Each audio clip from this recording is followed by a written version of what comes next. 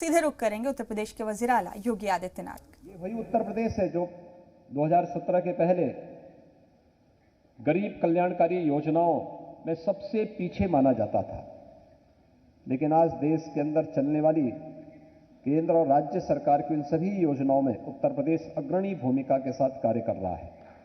चाहे वह जितनी भी ऐसी योजनाएं हैं, उन सभी योजनाओं को एक क्रमबद्ध तरीके से हम लोगों ने आगे बढ़ाया और विगत 5 वर्ष के अंदर प्रदेश के अंदर इंफ्रास्ट्रक्चर डेवलपमेंट ने भी एक नई गति पकड़ी है। गति और शक्ति एक दूसरे के प्रतीक हैं। अगर शक्ति है तो स्वाभाविक रूप से गति भी होगी, और गति है तो वह अपने आप इस बात को साबित करता है कि इसके पीछे शक्ति जरूर होगी। तो स्वाभाविक रूप से पीएम गति शक्ति इंफ्रास्ट्रक्चर डेवलपमेंट को एक समयबद्ध तरीके से आगे बढ़ाने का एक बेहतरीन माध्यम है, एक बेहतरीन प्लेटफॉर्म हम सब के लिए स्थापित करने जा रहा है। क्योंकि अक्सर होता क्या था, खासतौर पर राज्यों में यह देखने को मिलता था, इंफ्रास्ट्रक्चर डेवलपमेंट का कोई स्कीम बनी तो उसकी जो स्पीड होती थी वह कछुए और कभी कभी केंचुए की चाल से रेंगते हुए चलता था। स्वाभाविक रूप से उसके साथ जुड़ी हुई एजेंसियां और उसके साथ जो एक कॉकस जुड़ जाता था, वह उसकी स्पीड को न केवल बाधित करता था बल्कि उसके माध्यम से एक सामान्य नागरिक के जीवन को भी बाधित करता था, पूरी व्यवस्था को बाधित करता था। लेकिन अब इंफ्रास्ट्रक्चर से जुड़े हुए कोई भी प्रोजेक्ट बाधित नहीं होंगे और उसके कुछ उदाहरण उत्तर प्रदेश ने प्रस्तुत किए। अभी हाल ही में हम लोगों ने पूर्वांचल एक्सप्रेसवे राष्ट्र को समर्पित किया है। 340 किलोमीटर लंबा यह एक्सप्रेसवे लगभग 20 महीने के कोरोना कालखंड के दौरान इस एक्सप्रेसवे को बनाने में हमने सफलता प्राप्त की और प्रधानमंत्री जी के कर कमलों से हम लोगों ने इस एक्सप्रेसवे को राष्ट्र को समर्पित भी करवाया। यह उत्तर प्रदेश के पूर्वी अंचल को, जो आर्थिक रूप से कमजोर माना जाता था, उस क्षेत्र में वहां की अर्थव्यवस्था को एक नई गति देने में इसकी बहुत बड़ी भूमिका होने वाली है। क्योंकि एक्सप्रेसवे केवल आवागमन का माध्यम नहीं, बल्कि इसमें 7 स्थानों पर औद्योगिक क्लस्टर विकसित करने के लिए भी सरकार ने एक व्यापक कार्य योजना को आगे बढ़ाया है और उत्तर प्रदेश की इकोनॉमी को आगे बढ़ाने में इस प्रकार के इंफ्रास्ट्रक्चर एक बड़ी भूमिका का निर्वहन कर सकते हैं। उत्तर प्रदेश सरकार दूसरे एक्सप्रेसवे को दिसंबर तक पूरा करने जा रही है, जो हमारे बुंदेलखंड क्षेत्र को, जो औद्योगिक जो आर्थिक दृष्टि से प्रदेश का दूसरा सबसे पिछड़ा क्षेत्र माना जाता था बुंदेलखंड के सभी जनपदों को कवर करते हुए यह आगरा लखनऊ एक्सप्रेसवे को चित्रकूट के साथ जोड़ता है और दिसंबर तक हम इस एक्सप्रेसवे को भी पूरा करने जा रहे हैं। गोरखपुर लिंक एक्सप्रेसवे पर युद्ध स्तर पर कार्य चल रहा है। मेरठ दिल्ली 12 लेन का एक्सप्रेसवे आवागमन के लिए खुल चुका है। आज आप देखते होंगे, दिल्ली से आप मेरठ आना चाहते हैं, 3 साल 4 साल पहले अगर कोई जाता था उसको 3 से 4 घंटे लगते थे। आज आप जाइए दिल्ली से मेरठ, 45 मिनट के अंदर आप दिल्ली से चल करके मेरठ के अंदर आप अपने गंतव्य तक पहुंच सकते हैं। गंगा एक्सप्रेसवे, जो देश का सबसे बड़ा एक्सप्रेसवे बनने जा रहा है, 96% भूमि का अधिग्रहण हम लोग कर चुके हैं और इसी महीने प्रधानमंत्री जी के कर कमलों से हम इस एक्सप्रेसवे का शिलान्यास भी कराने जा रहे हैं। बलिया लिंक एक्सप्रेसवे, आप स्पीड देख सकते हैं, 1947 से लेकर 2017 तक उत्तर प्रदेश में 1.5 एक्सप्रेसवे बने थे, कुल 1.5 एक्सप्रेसवे, और 2017 से 21 के बीच में हम वर्तमान में 6 एक्सप्रेसवे पे कार्य कर रहे हैं, जिनमें से एक कंप्लीट हो चुका है, एक अगले माह पूरा होने जा रहा है, एक को हम 2022 के मध्य तक पूरा कर लेंगे और शेष दिल्ली मेरठ एक्सप्रेसवे पूरा हो चुका है और शेष एक्सप्रेसवे पर भी युद्ध स्तर पर कार्य चल रहे हैं, जिनमें से 5 को राज्य सरकार अपने रिसोर्सेज से बना रही है और 1 पर भारत सरकार ने योगदान दिया है।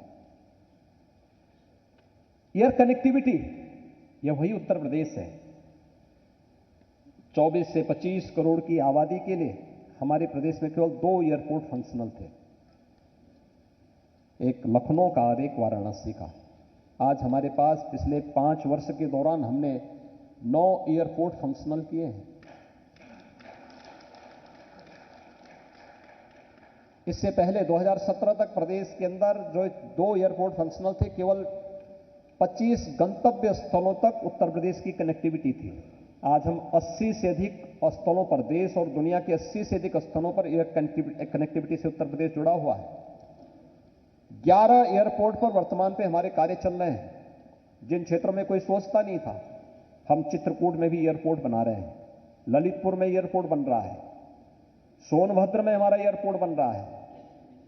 इस आजमगढ़ के नाम से लोग भयभीत होते थे, वहां पे हमारा पूर्वांचल एक्सप्रेस उसी के बीच से होते हुए जा रहा है और वहां पर हमारा एक एयरपोर्ट बन रहा है।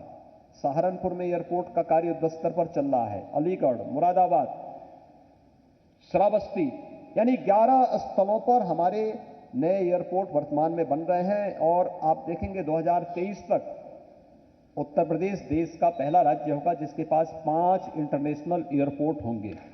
कुशीनगर इंटरनेशनल एयरपोर्ट प्रधानमंत्री जी ने 20 अक्टूबर को देश को समर्पित किया है, वहां पर वायु सेवा प्रारंभ हो चुकी है। मेट्रो, आज प्रदेश के 4 नगर मेट्रो की सेवा से जुड़ चुके हैं। दिसंबर माह में हम कानपुर की मेट्रो भी प्रारंभ करने जा रहे हैं। आगरा में मेट्रो का कार्य युद्ध स्तर पर चल रहा है।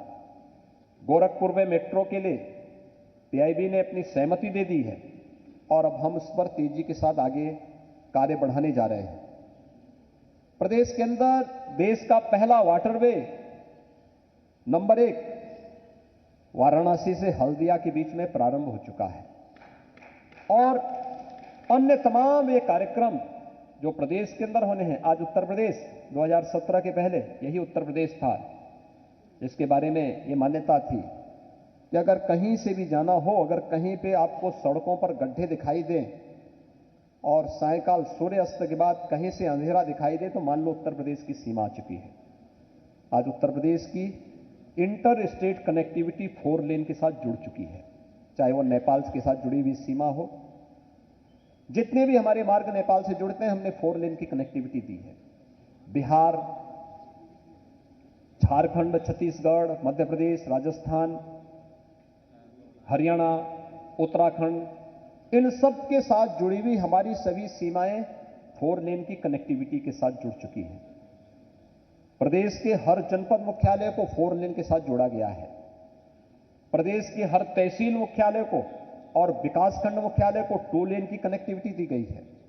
विद्युत की आपूर्ति, हम ग्रामीण क्षेत्र में भी 16 से 18 घंटे की विद्युत की आपूर्ति कर रहे हैं और इस माह से हम प्रयास कर रहे हैं कि प्रदेश के अंदर गांव हो या शहर, सभी जगह 24 घंटे की विद्युत की आपूर्ति हम प्रदेश के अंदर अनवरत करेंगे और यह उत्तर प्रदेश आज इस प्रक्रिया को पूरे युद्ध स्तर पर उतारने का कार्य कर रहा है।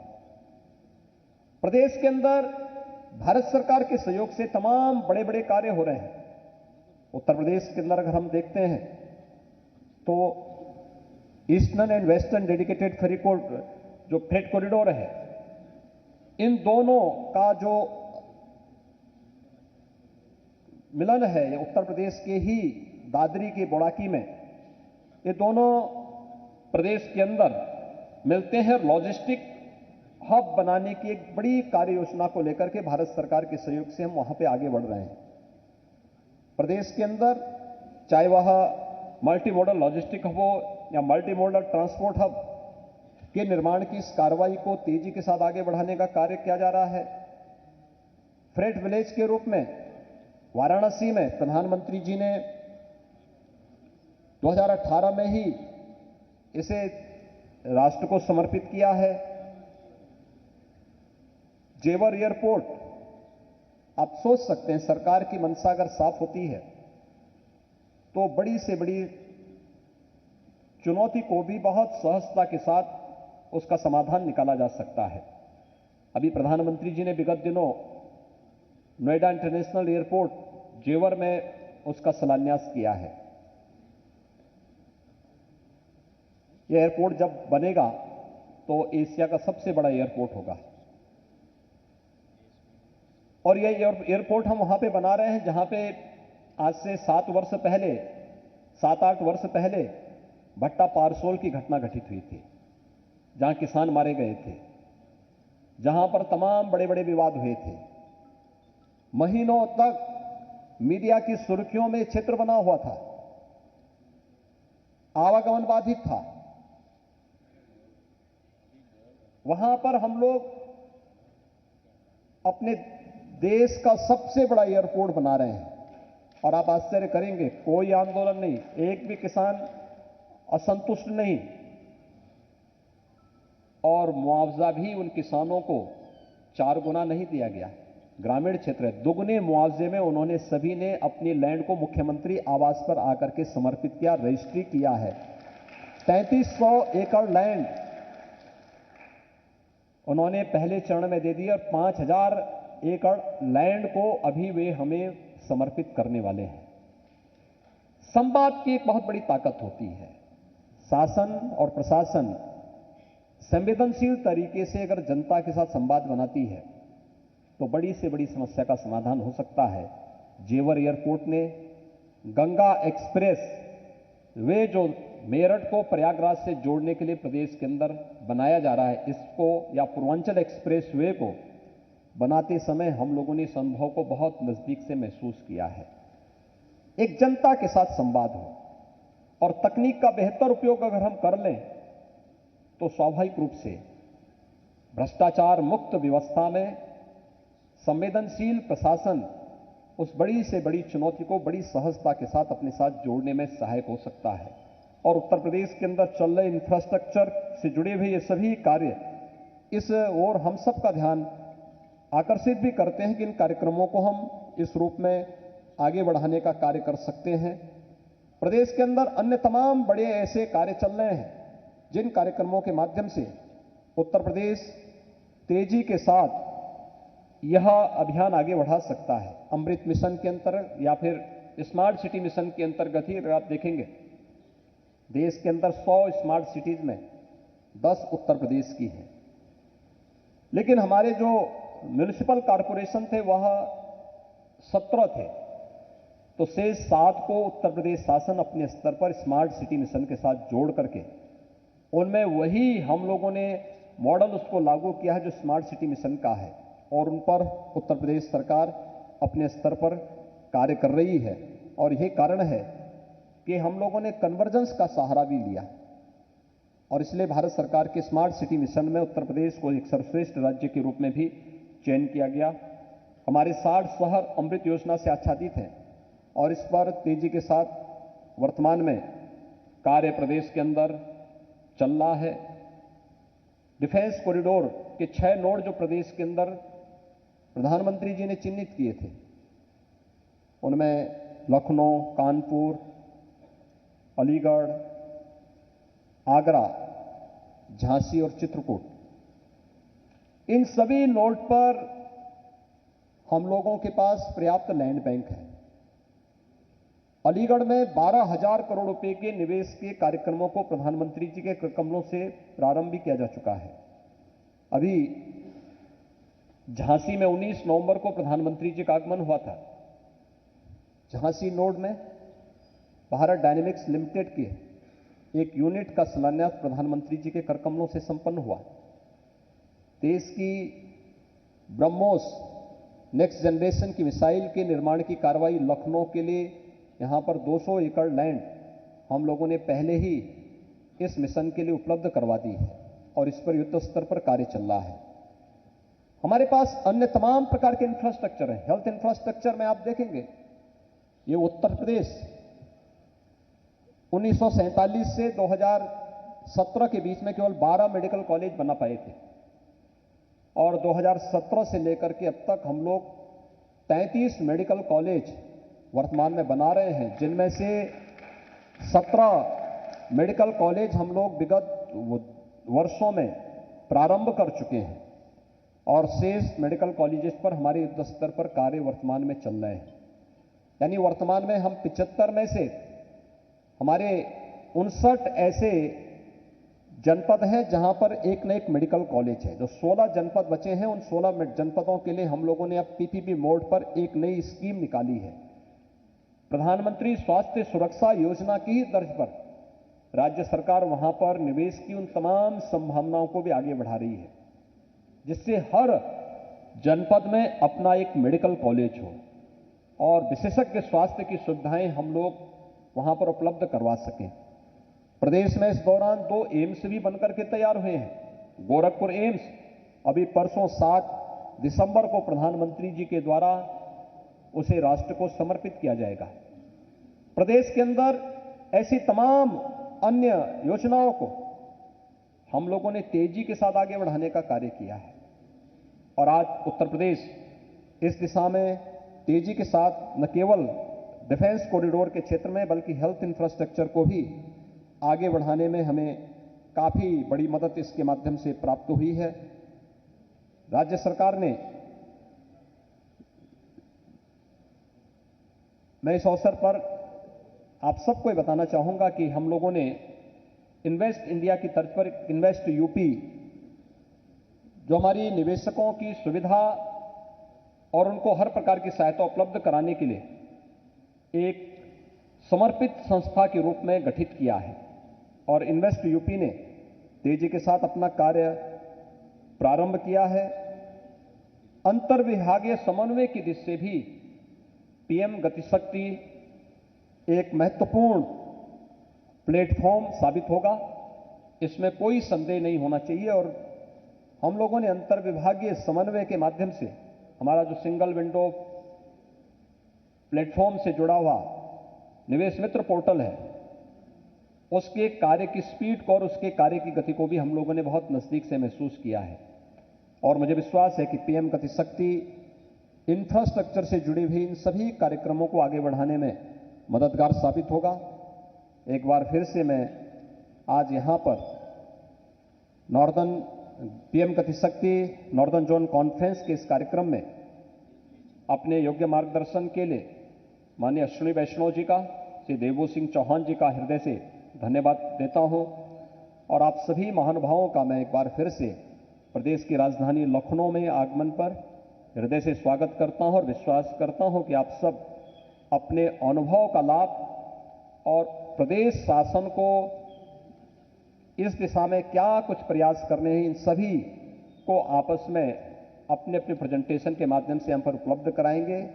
हमें आप सबके अमूल्य सुझाव का हम स्वागत करेंगे और मुझे विश्वास है कि हम मिलकर के प्रधानमंत्री जी की मंशा के अनुरूप भारत को दुनिया की सबसे बड़ी अर्थव्यवस्था के रूप में आगे बढ़ाने में हम सभी राज्य मिलकर के भी उसमें अपना अपना योगदान देंगे। आप सबके प्रति मेरी शुभकामनाएं। धन्यवाद। जय हिंद। बहुत बहुत धन्यवाद माननीय, आपके आशीर्वचन और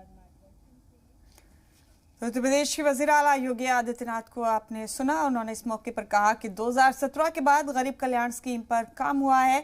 यूपी में 4.5 साल से एक भी फसाद नहीं होने से फायदा मिला है। सरमायाकारी बढ़ाने में कानूनी निजाम ने मदद की है और यूपी में मईशत बढ़ाने के लिए एक्सप्रेस वे से मदद मिली है। सरमायाकारी के लिए सिंगल प्लेटफॉर्म विंडो, हमने पूरे इंतजामात को बदलने का काम किया है सिंगल प्लेटफॉर्म विंडो के जरिए। ये तमाम बातें कही उत्तर प्रदेश के वजीर आला योगी आदित्यनाथ ने अपने खिताब में।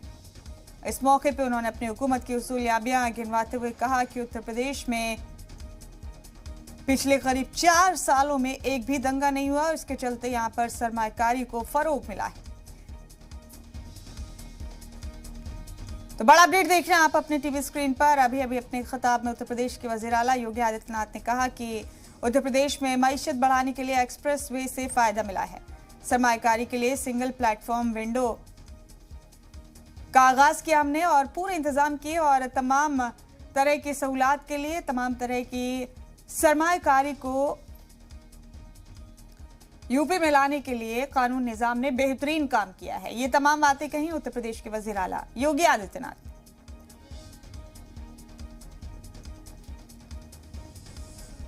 और उन्होंने कहा कि हमने पूरे इंतजामात को बदलने का काम किया है और यूपी में मईशत बढ़ाने के लिए एक्सप्रेस वे से बड़े पैमाने पर मदद मिली।